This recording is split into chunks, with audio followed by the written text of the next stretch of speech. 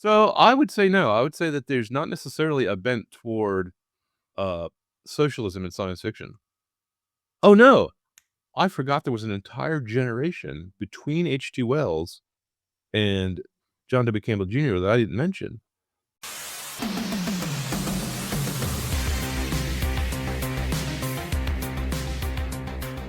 Hello there. Welcome to Haman Nature. I am Adam Haman, and I'm John C. Wright.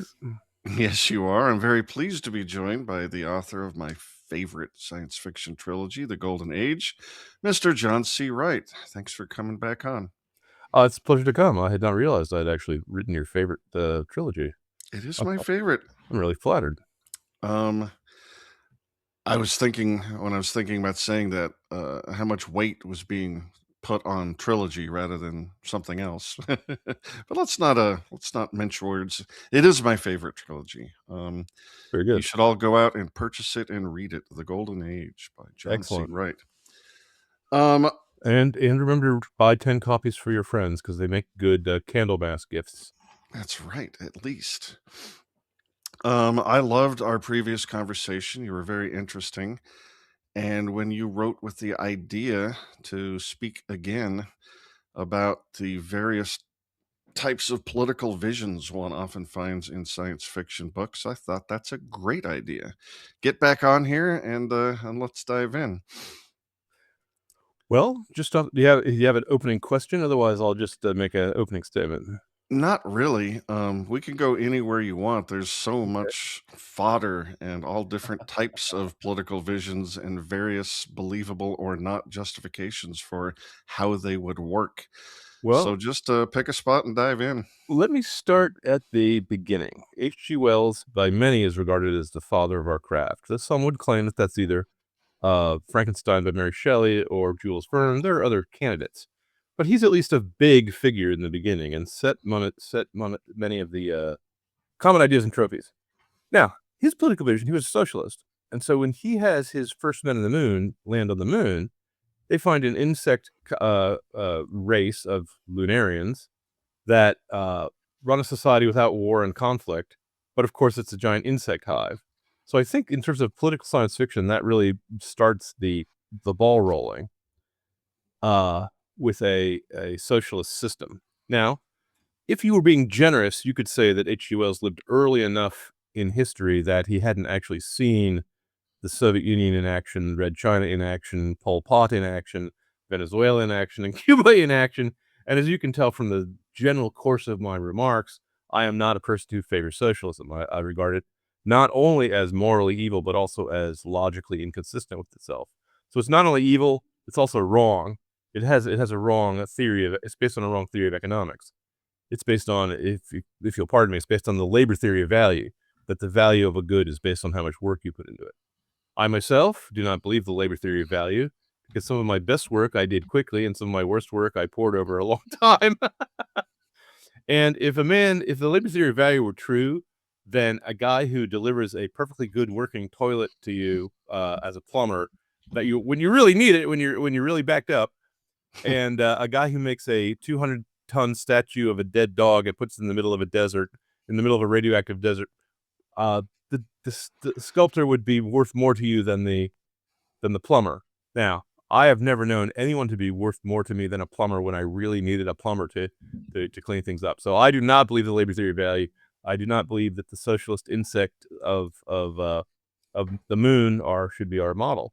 But enough about me. Basically, science fiction, I would say, is a genre that is the mythology of a scientific age. There are speculative elements, but the speculative elements are supposed to serve the entertaining elements.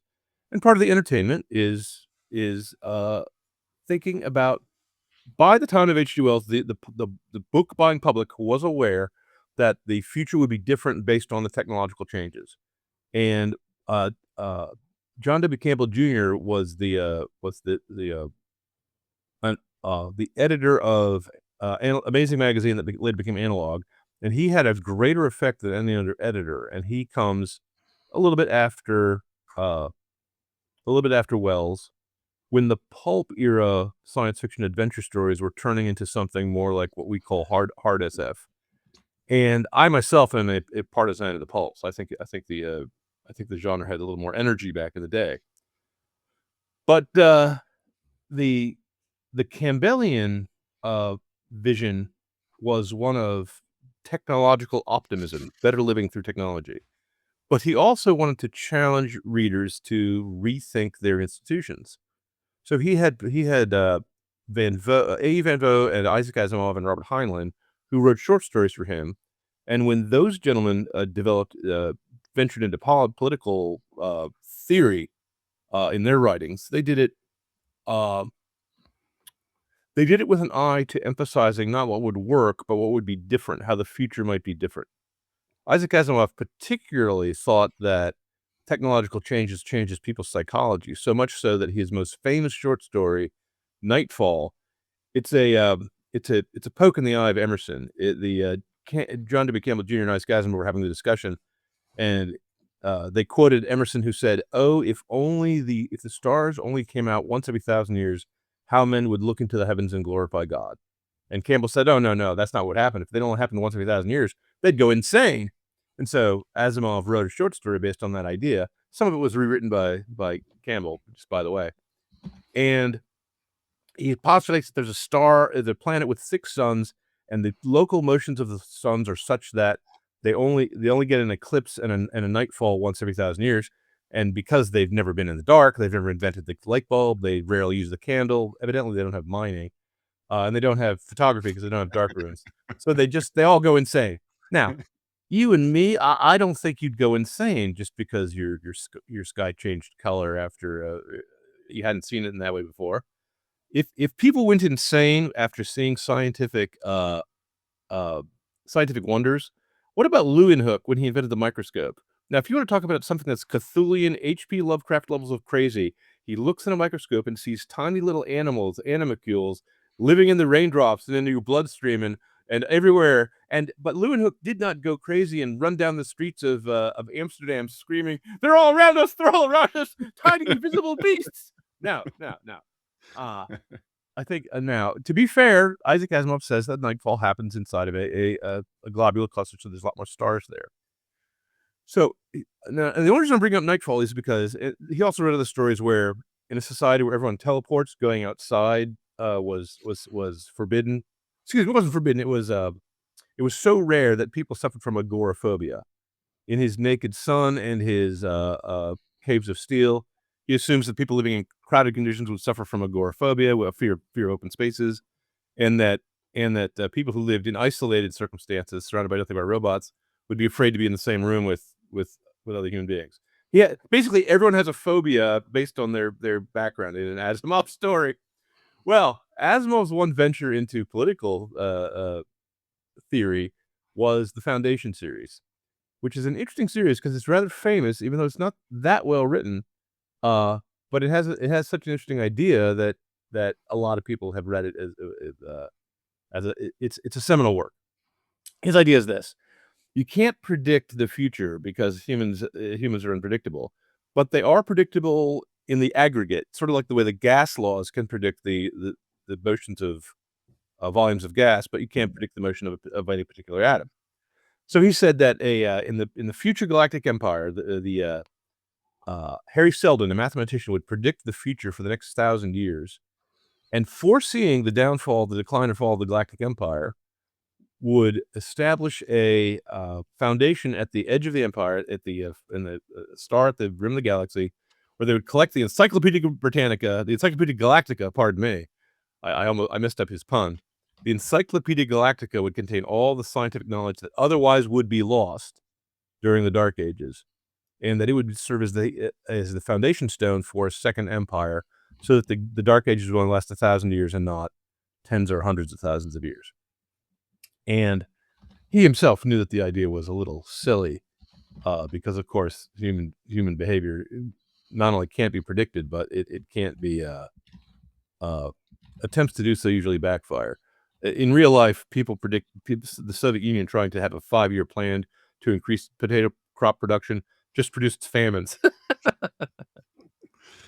But what I notice about Foundation is not a single character in any of the short stories that follow it up uh, has any desire to reintroduce the Galactic Republic instead of the Galactic Empire. So that kind of rankled me the wrong way. Why is he and the Foundation, it turns out to be uh, all the physical sciences were developed at the Foundation at the age of the Empire. And at the other side of the galaxy was a second Foundation, which had the mental sciences, including Harry Seldon's own predictive mathematics. Because one of the rules of the mathematics is that if everyone knows the mathematics, they can't predict anything.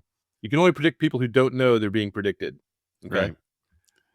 Well, there was a book called Psychohistorical Crisis done by Donald Kingsbury, which just supposed the same background. He changed the name slightly, but it was the same background, where one of the rogue psychohistorians, predictive scientists, released the science to the public in order to mess up the predictions that his own people were making. And he showed through predictive mathematics that if he does that, their power was going to erode. And so he forces them to alter the plans to make it so that the people are more free, which I just thought was a great ending and a great answer to my question of why does anyone want an empire? Well, I uh I had a thought. I have to assume that on the margin, authors are going to lean towards monarchy, empire, or some kind of socialism or communism. And this is just a hypothesis of mine, simply because they are the 100% rulers of the worlds they create. So I think that gives them an emotional bias towards a system of control. You have to sort of believe in bottom up creation of order if you're going to be, well, for sure, a libertarian anarchist. But even with a night watchman state, you have to believe a whole lot in people just doing things and it all somehow working out. But as authors, you can control every little jot and tittle of your world. I have to assume that has to influence these people on the margin. What say you? I would say the exact opposite. Oh, interesting. I would say the good authors surrender their imagination to the muse, which are these mysterious divine beings that exist somewhere in the Jungian subconscious of the human race, or maybe in the airy spaces above heaven. And if they don't listen to their inspiration and they write really mechanical, boring books like Foundation, uh, where if you notice in Foundation, since everything's predicted, what are the main characters doing? Right, exactly. All they do is they find out that what they were doing is inevitable, and if they hadn't done it, someone else would have. And they're all just mystery stories, and Asimov was a mystery writer too, but they're just mystery stories where they figure out what the historical principle is that is driving the action for that segment, that short story. But no, I would say that science fiction writers try to look at what's different from the current day in order to stun, entertain, or terrify their readers. So I would say that they might write dystopias, communisms, in order to show that they're bad. I will pick 1984 and Brave New World as my examples there. But there are a lot of teen dystopias that I haven't read that came out more recently, like Divergence or Hunger Games, that clearly show that they think things are going downhill, that are not pro. Uh, as for monarchies, I would say that uh, a Princess of Mars has a princess on it because if for no other reason than the senator's daughter of Mars is not as good a title. There's something romantic about princesses, which is simply not true of other women with political power. Now, in the Princess of Mars, the whole point was that Mars, Barsoom, as we call it, was a dying planet and was ruled by warlords. And the main character, John Carter of Mars, a Virginian, I'll point out, someone from my Commonwealth, uh, basically conquers the planet, for the love of a girl. And if you're gonna fall in love with a girl on another planet, you want her to be a princess. So I would say that in the pulp magazines, yes, there was a pro monarchy bent, but that was, I think, for artistic reasons than it might be because of political theory. Uh, in terms of political theory, I think you have just as many totalitarians as you do libertarians, because the three authors I mentioned, Van Vogt, Isaac Asimov, and Heinlein was fairly libertarian. Heinlein was in favor of things like the civic militarism in Starship Troopers. He postulated a system where, after economic collapse and social wars in our near future, that the veterans were the only people who were able to keep law and order working, and they started deciding everything themselves, and they started voting based on anyone willing to join the army, anyone willing to lay down their life for the state was the only one to be entrusted with the franchise of voting for the state. You can't run the state unless you're willing to die for the state, you see. Now, a lot of the science fiction fans reacted with startlement and horror at this idea that you had to earn your vote or that the ex-military would be running things. And they routinely called his book fascist when it was quite clearly the opposite. It was quite clearly a minimalist, night watchman state, if I can use that term. He just used it, so I don't assume I need to explain that to your audience. Nope. Okay. That you had to go out of your way to become a citizen and become a voter, but he's only copying something from the Roman Empire. The Roman Empire used to let German tribesmen come in and become citizens if they served in the military a certain period of time. You see, and it certainly shows that you're willing to make a sacrifice for the sake of the common good, which Heinlein kind of exaggerates as the sole reason for having a state. Now, I myself would not say that's the sole reason for having a republic as opposed to a monarchy and a democracy. But there was one other guy who wrote the Gallatin Divergence, and he wrote series Forward, I think was his name. There Hmm. was a guy who you should know if you're a libertarian. There's a guy who wrote a series of libertarian pro gun uh, short stories and novels, and I just can't bring his name to mind, and I'm embarrassed because I used to read his books. Um, okay, well, sorry, I Can't help you. can't Sorry. help. Okay, there are some libertarians and some anarchists, and even Robert Heinlein had a thing called the Coventry, where you were exiled to uh, a an area where there was no law, and people just cooperated all voluntarily. It was an anarchy, but it was a benevolent anarchy.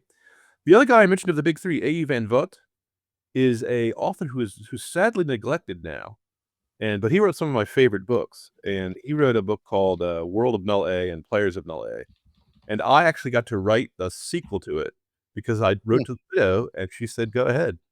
And when I wrote to the end, I added a certain little romantic ending to something, and she wrote me back and said that she had teared up because she thought that that's exactly what her husband would have done. So I was very pleased with my contribution to the Null A books. But the Null A stands for non-Aristotelian philosophy. I A. Van Vogt was very taken by the writings of I.B. Korzybinski, a psychologist and a social observer who thought that misuse of language was what created people's having false ideas in their heads that led to socialism and fascism and other aberrations of the political instinct. Uh, and he thought that if people were merely very careful and scientific in their thinking, they could make themselves sane. They could be careful enough to make sure their thoughts were always lined up with reality. That's So fascinating. Can so you can Van you give Vogt, yes, an example? I've never read I.B. Korzybinski, but Oh, it's the problem. I've read Van Vogt, I've read his summary of the ideas, but I think Korzybinski, it's called neuro-linguistic programming, and there is an academic called Hayakawa in California who popularized it since then. Uh, but Count Korzybinski made up the idea in the 40s. And so his idea was to have a non-Aristotelian philosophy based on a multi-valued logic system where instead of A or not A, you had A, maybe A or not A. You had yes, no, and neutral as your possibilities, or even a spectrum more finely graded than that. Now, I myself, as an Aristotelian, think this is just nonsense on stilts, so I'm not the best person to ask about it. But I loved those books when I was a kid, and his idea was that Venus would be colonized after they took asteroids of ice from Saturn's rings and plopped them through the atmosphere to terraform the planet. And this is before the word terraforming was invented. And the new colony would be populated only by people who could pass the computerized sanity tests of the games machine. People would do periodic games to prove how they would have psychological tests, sort of like the Mandarins had in ancient China, to prove they were sane. And the office of the presidency and the colonists to Venus would be assigned based on how sane they had been proven by the computer. Now, as you can tell, in the 1950s, people had great faith in the future of the process of psychology to Yeah. make people sane and able to get along in groups, which is what politics is about. Politics is the art of learning how to get along in a group. Okay, or I would say how to use force to make people get along in a To group. But then again, control, yes, yeah. I'm a little cynical about that. Uh, But, of course, the thing that's interesting about Banveau's book is the first thing that happens is the computer gets corrupted by it gets distorted by another machine called a distorter, which is in the hands of secret agents from outer space who have landed on Earth in disguise and are corrupting the system. So they put a neurotic guy in charge of the presidency, and he's conspiring with them. See? Now, Venus itself, however, is an anarchy because everyone can be trusted to with any powers they like, and they don't have any formal structure, and everyone is agreed on the basic policy decisions well enough they don't need a formal system of arbitration or anything. There are detectives who detect crimes, uh, but uh, apparently the detectives kind of run everything, Hmm. but we don't but like I said, there's no formal system. You don't need it because everyone is just so mentally balanced that they solve all their disagreements through conversation. They never resort to violence. So that's Van Vogt. He's on the anarchist side. Robert Heinlein, who not only wrote Starship Troopers, which is not fascist, but is civic militarism, also wrote Stranger in a Strange Land, which uh, is a Jonathan Swift style satire of monogamy and monotheism. And he was proposing that the enlightened people who learned to speak Martian could get psychic powers because you always get psychic powers when you learn the language of an ancient race that's older than you. They're millions of years older than us, so they must know something. And that those people just would run their own business without any need for a government again. So I think there's a very strong libertarian or even slightly anarchistic theme in at least two of the big three authors from the Campbell era. Now, since that time, of course, there's been other authors. I don't remember if anyone like Larry Niven ever had a put forward any uh, science fiction speculation about different political systems. I just can't bring it to mind. And Walter Gibson, in the cyberpunk age, he invented cyberpunk. He and one or two other authors. And in there, the government is always just a corrupt, intertwined with big business, just horrible thing. And the street punks with high tech cybernetics are the guys who are always the good guys. If there are any good guys in those books, which I kind of don't think so. So I would say no. I would say that there's not necessarily a bent toward uh, socialism in science fiction. Oh no, I forgot there was an entire generation between H.G. Wells and John W. Campbell Jr. that I didn't mention. There's a book called Looking Backward by Ralph Bellamy, which was written in the 1890s, that is, in fact, a science fiction book. It's about a man who is hypnotized, he goes to sleep, his body does not age or rot because it's a hypnotic sleep. He wakes up 100 years in the future in the far future year of, uh, 2000, 2090, and the utopia there is run by a all of the industries have been democratized and taken over by the voters, and all the industry is centrally controlled. All the goods are shipped to your house through pneumatic tubes, and if you wanna listen to a concert, they have a telephone system where you can flip a switch and listen to a music hall in a distant place. And he predicted radio. No one carries individual umbrellas because they don't need that. When it rains, the civic authorities make sure that awnings slide out from nearby buildings to cover your sidewalks. And all property is not all property is uncommon, but all industry is uncommon. All so in Ralph Bellamy's Looking Backwards. Now it's almost unreadable. What happens is the guy wakes up and he hears a series of lectures from the doctor who woke him up about how great socialism is, and there was no in his future, there's no violent overthrow. It just happened spontaneously.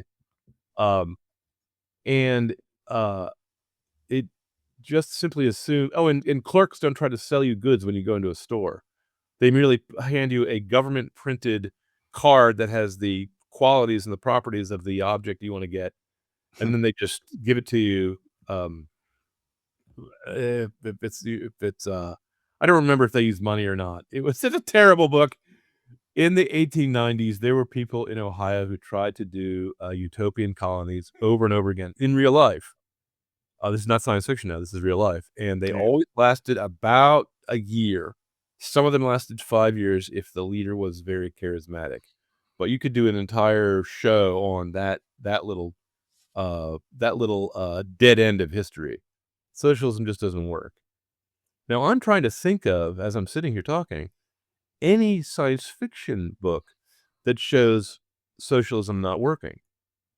Because if you notice it, even in 1984 or Brave New World, those totalitarian systems were not shown as being uh, in the act of disintegration. In fact, I can think of one and only one author who ever portrayed a futuristic socialist dystopia as in the act of crumbling to pieces, and that was by what I assumed. You said I wrote your favorite book, but I thought you were gonna say Ayn Rand was your favorite author because, of course, she's a touchstone, she's a North Star for a lot of libertarians.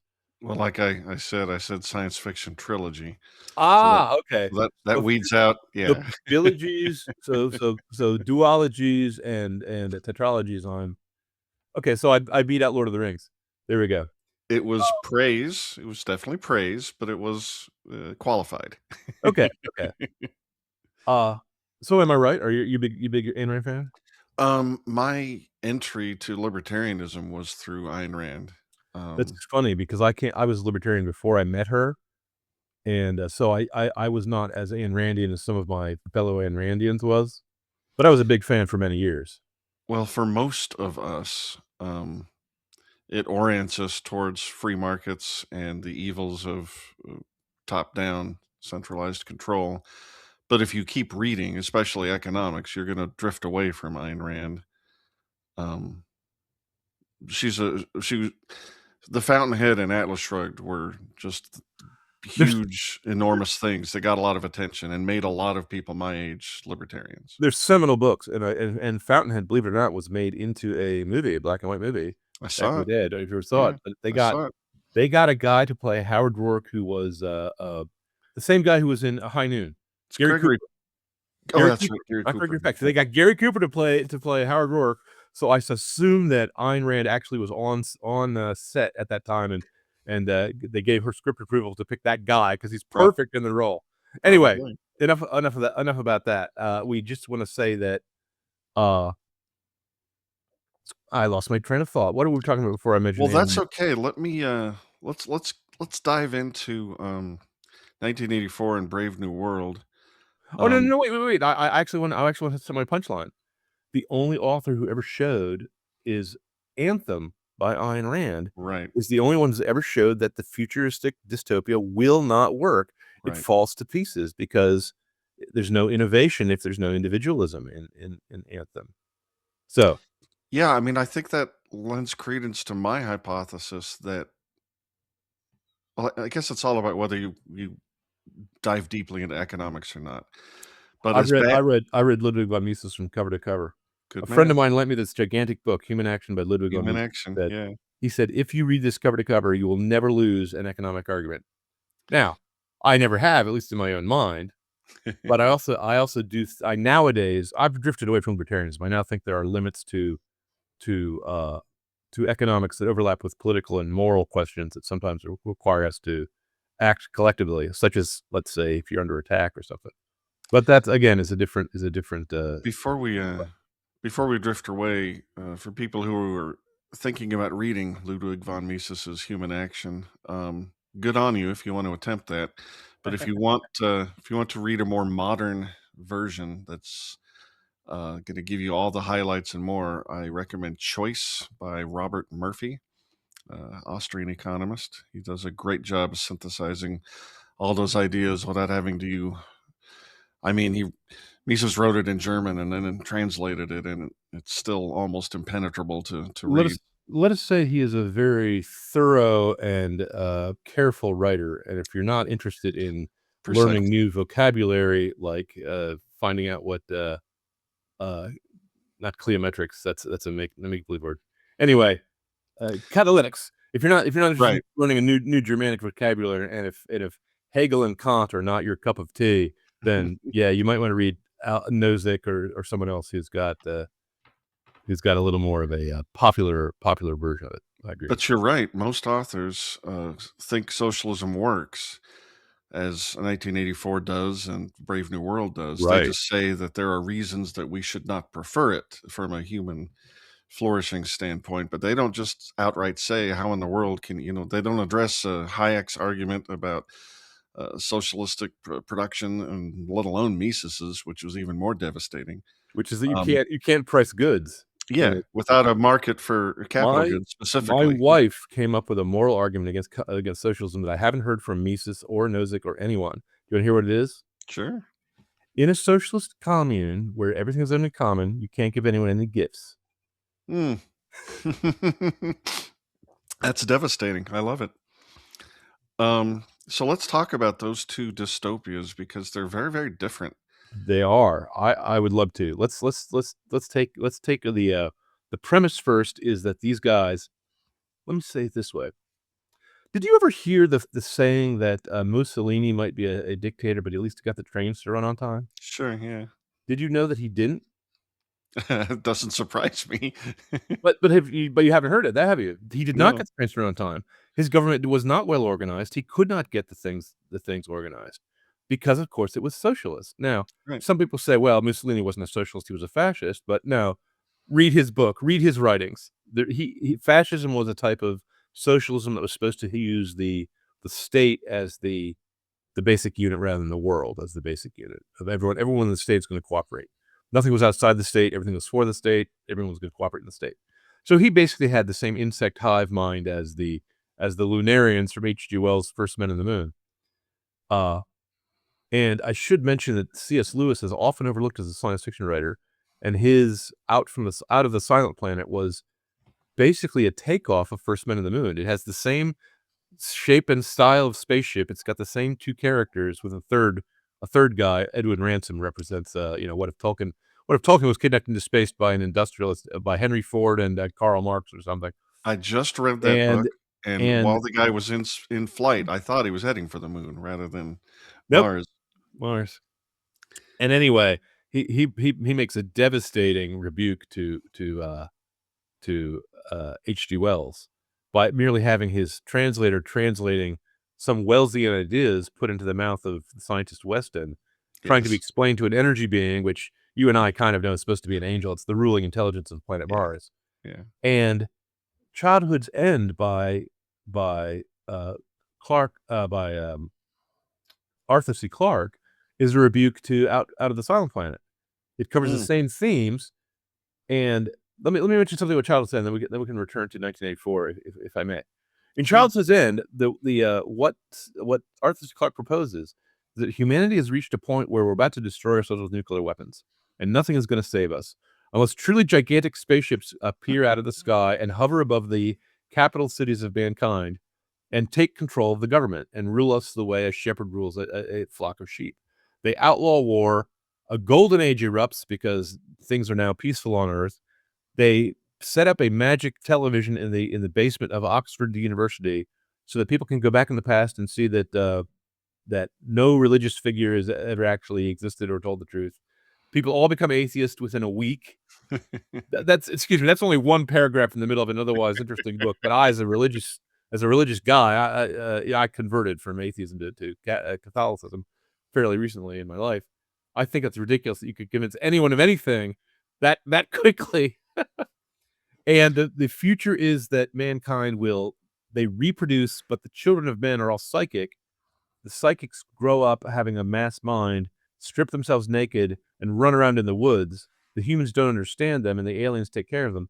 And the surprise ending, spoiler warning, for a 60-year-old book, is that the aliens are working for an immaterial super being called the Overmind, that the aliens themselves are not psychic and not capable of entering into psychic union with the Overmind, but the children of men are, and the children of men dissolve the world into energy and use that energy to propel themselves into the Overmind, happily ever after. So mankind goes extinct, but peaceably.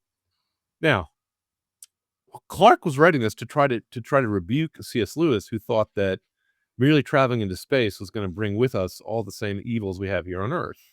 Discovering the New World didn't actually solve the problem of human sin. It did open up the uh, the late Middle Ages to, Atlantis. In Ayn Rand's Atlas Shrugged, she often likens the United States to Atlantis, the ideal nation state, because the United States was pretty close to her ideal. Yeah, Uh, especially coming from Soviet Russia. oh yeah, especially coming from Soviet Russia. Yes, absolutely, absolutely. Um, but Arthur C. Clarke made the same mistake I think that H.G. Wells made, and that uh, George Orwell made, and that Aldous Huxley made. Those are the authors of 1984 and Brave New World. They assumed that a dictator could get the trains to run on time. Right. You see? Now the aliens, by the way, the only thing the aliens really do to interfere with human beings is they prevent bullfights in Spain, because they're not supposed to be mean to our animals. Now I don't know that they go around and destroy every farm and turn us all into vegetarians, which I might would not be good assume. for our biology. But the idea that benevolent aliens. Oh, and by the way, spoiler warning: the aliens, when they finally come on stage, are bat-winged, horned devils with hooves, Devils. and Yeah, and they're devils. yeah. And I obviously Clark was being tongue in cheek, I guess, but the devils come and tell you religion is false and they wipe out mankind, and that's supposed to be and they're the good guys. That's supposed to be evolution in action. Yeah. I assumed when I mean, I read that when I was very young, but I assumed that the title was tongue in cheek.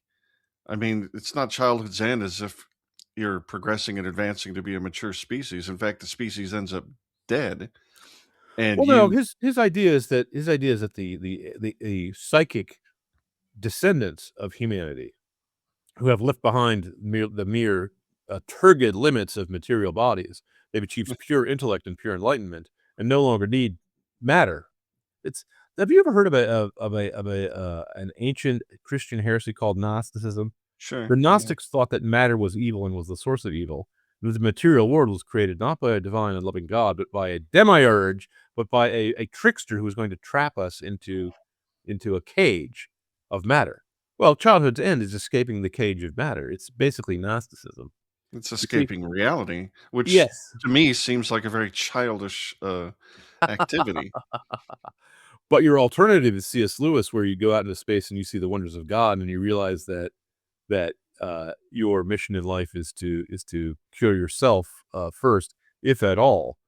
And the Christians, by the way, I don't mean to make this into a religious podcast, but Christians have both a very negative and very positive view of life, more so than atheists do. Where Christians think that you cannot solve sin by yourself, you can't make yourself into a virtuous man. But they also think that you can be made into a virtuous man with some help from the divine. You see. Now, the atheist doesn't believe in the divine, so to them it just looks like we're talking about Santa Claus. But the problem is your view of politics is going to be based on your view of metaphysics. Ayn Rand made that point really clearly. Her view of metaphysics was that mankind was a heroic animal, and heroes don't tolerate it when other people tell them what to do. They seek virtue for its own sake. And so in Ayn Rand, every man was supposed to be as productive as possible, because productivity is how you benefit both yourself and the world.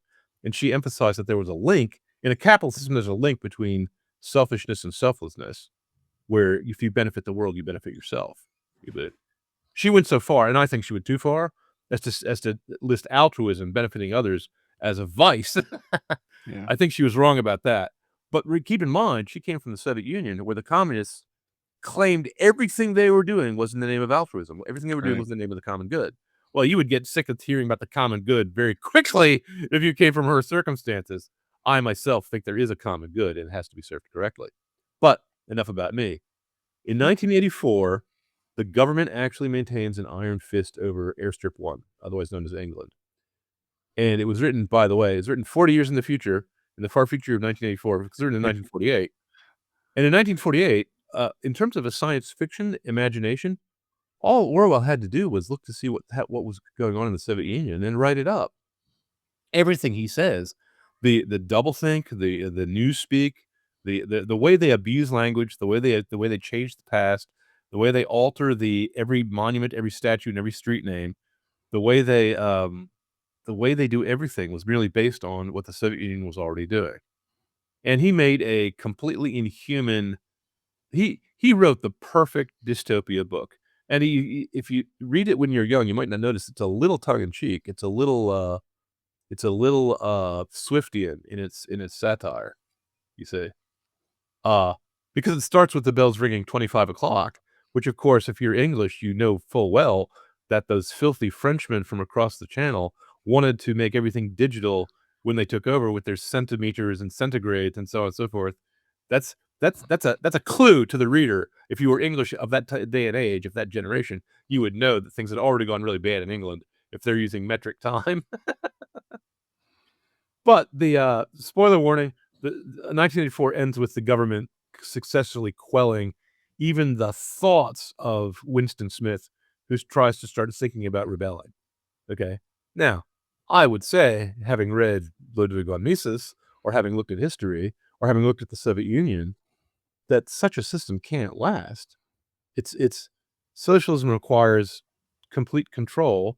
It requires the controllers not trust each other for the control, and it requires all productivity be at the command of the centralized state. Well, people don't actually produce that much by command. They will do the minimum required to avoid punishment. Furthermore, in a socialism, your punishment has to be arbitrary in order to be terrifying. They're going to punish the innocent as well as the guilty for the sake Yep. of maintaining total control.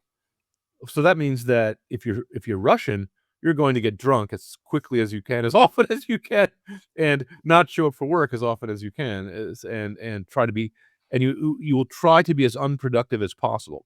If you want to read a really brief, perfect fable of what happens when you take from each according to his need and give to each according to his want, then read the a chapter in Ayn Rand's Atlas Shrugged concerning the 20th century 20th motor century. car Yep. company. It is a perfect, it is almost an Aesop's fable of Yes.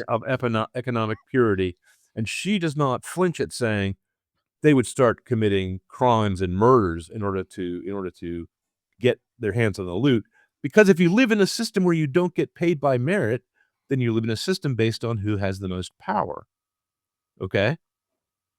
That's your social structure. Now, I've noticed that in 1984 and in Brave New World, they just assumed the government would keep running.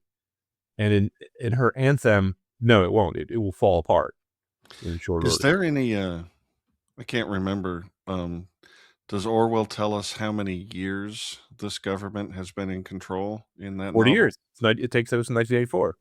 Well, there you go.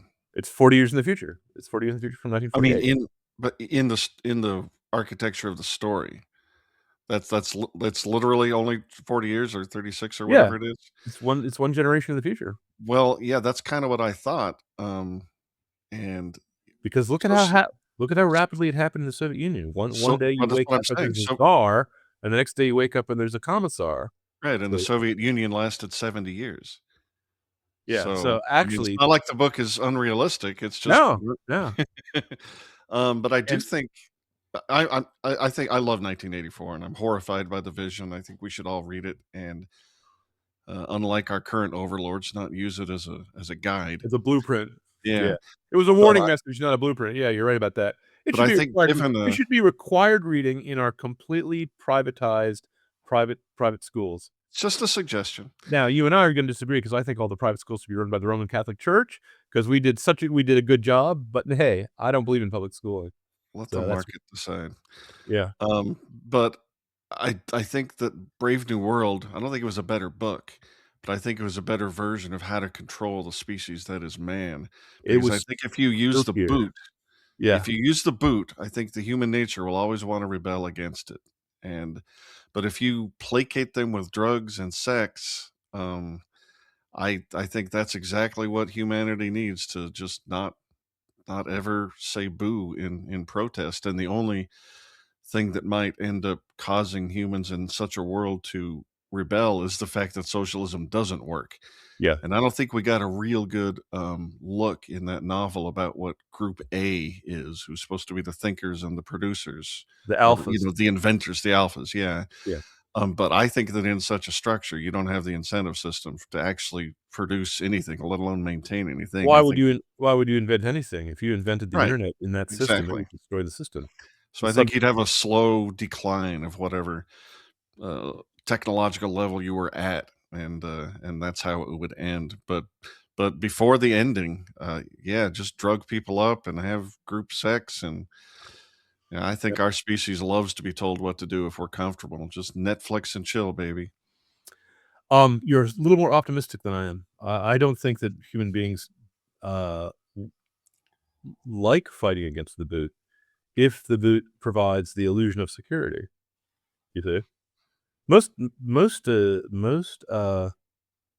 of human history, humans have been perfectly happy with a hierarchical system where there's a king at the top, and then his barons or warlords, and then there's serfs at the bottom. Now, most of human history has wars. We have I don't think there's ever been a single year of human history where there's not a war going on somewhere. So, I think that the liberties of the United States are an extreme rarity, so rare as to be miraculous. That they did spring out of the medieval traditions of Mother England. But be that as it may, I think we can both agree that both 1984 and Brave New World would decay rapidly. And this is but I would say there's a slightly different reason I would give for 1984. For those of you excuse me, below that.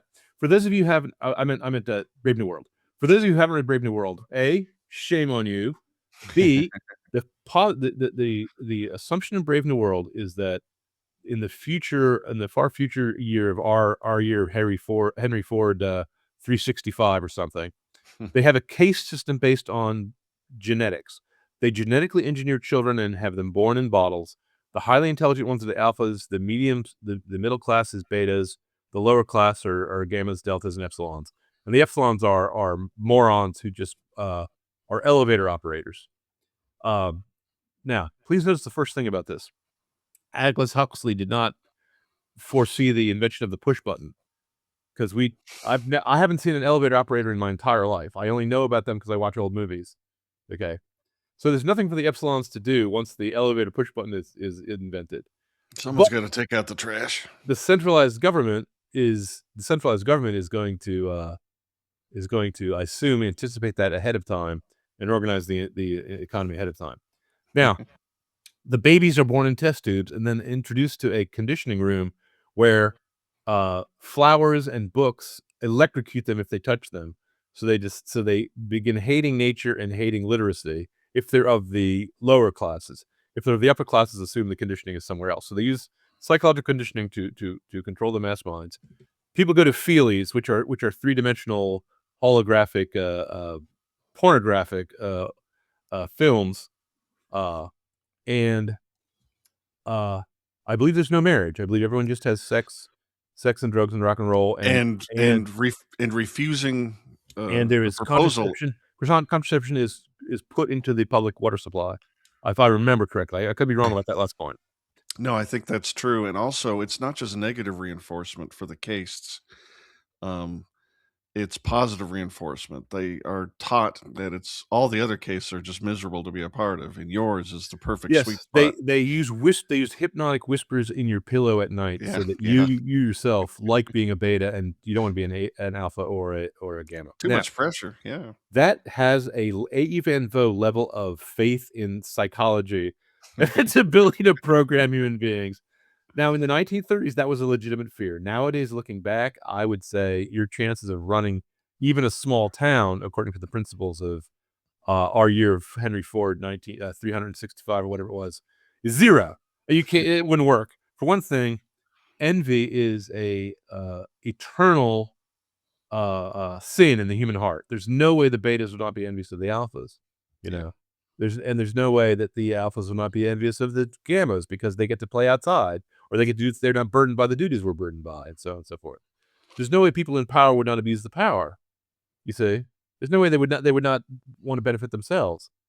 Uh and the idea that you could run a human society without a family life is Mm. contrary to reason, that no one would have any reason to have any altruistic feeling or any fellow feeling toward any other human being if you don't have brothers or even the concept of brotherhood. You see? No one in that system has mother love. Not a single person has ever been cooed over by his mom. Are you Yeah. kidding me? They'd be monsters. They'd be much worse than the These Martians. They'd be much worse than the psychopaths. Yeah. Martians. They'd be psychopaths. The whole thing would be psychopaths. Now, after the psychopaths are running things for 2 generations, what do you think they're going to decide? How loyal are they gonna be to the vision of maintaining this system, you see? It's, And what are you gonna do with all the Muslims? Is everyone gonna simply become irreligious? I'm not even gonna talk about the Catholics, okay? Let's just assume they cooperate because this is a book written by an Englishman. What do you do with the Muslims? What do you do with people who have religious faith in something? I'm not even talking every about the Shinto. The Shinto might be willing to cooperate because they're Japanese and very polite, but every guys who single every single time I see an author write about a socialism that works, what they, do instead is completely reinvent what a human is in order so that it would work in the system. It just happened in that new Apple series, Pluribus. Um, they create something a lot like a socialist utopia, and it right, only works because they've completely redefined the nature of the human species, right. just like the Soviets tried to do with the new Now, Soviet man. the main character, John Savage, in Aldous Huxley's, Brave New World is, uh, a man falls in love with a woman and wants her to be his own only, okay? So he reinvents monogamy.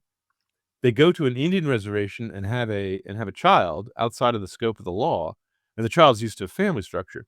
Now, when he's introduced back into society, he goes insane and commits suicide because the world looks completely hopeless and spiritless to him. But what's Mhm. funny is Aldous Huxley was himself a socialist. If you read his Islandia books, he thought that you could just share a property in common, and everything would be hunky dory.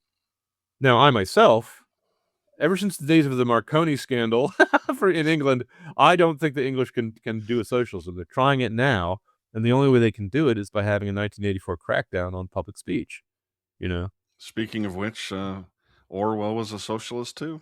Orwell was a socialist too. And these guys criticize their own side far more bitterly and far more Yeah, thoroughly than anyone yeah. anyone on our side does. So, there's All that. right, John, I want to pause you just for a moment because, ladies and gentlemen, I have good news and bad news. The good news is that this conversation is going to continue, and I have lots more science fiction novels I want to talk to John about. But we're going to do that on a bonus episode behind the paywall at my Substack, hamannature.substack.com. So for the moment, John, I want to pause here. May I make a comment before you pause? That's what I was just about to ask you to You do. should tempt your viewers to join up because you and I are gonna discuss which science fiction book correctly gets their politics right. So far, all we've talked about is guys who get it wrong. So, That's let's right, ladies and let gentlemen. that be a temptation to keep You're listening. probably going to see a digital fist fight. You don't want to miss that. So sign up That's at right. hamannature.substack.com. Thank you very much, John. This was fabulous, and I can't wait to continue this conversation on the bonus episode. Thank you for watching Haman Nature or listening, and we'll see you soon.